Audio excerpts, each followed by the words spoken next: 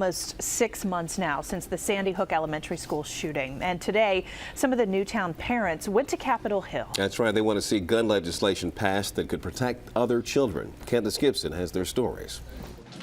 It's become an all too familiar scene for families from Newtown, Connecticut. The door-to-door, face-to-face effort lobbying members of Congress on gun legislation.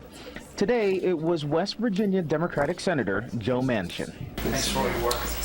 Today's visit just 2 days shy of 6 months since the shooting at Sandy Hook Elementary School that resulted in 26 deaths. It's kind of amazing to think that this Friday will be 6 months.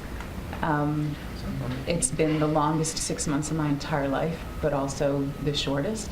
Time has become completely irrelevant. Nelba Marquez Green clutched a photo of her daughter throughout this morning's meeting. And my heart breaks not only for my family, but also for the 8 families a day that will suffer a loss of a child due to gun violence in this country. I do have hope, and I keep that hope very close to me. The Newtown families have made many trips to Washington since the shooting, including flying Air Force One with President Obama to add support for a gun bill that required background checks for sales online and at shows. It ended up failing.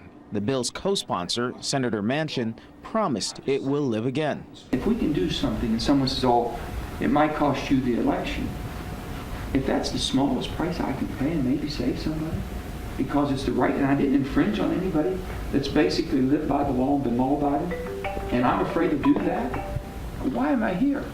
And tomorrow, families and friends from Newtown plan to be here at the Capitol, meeting with other lawmakers and forming what they're calling a ribbon of remembrance outside the Dome. On Capitol Hill, Candace Gibson, ABC 7 News.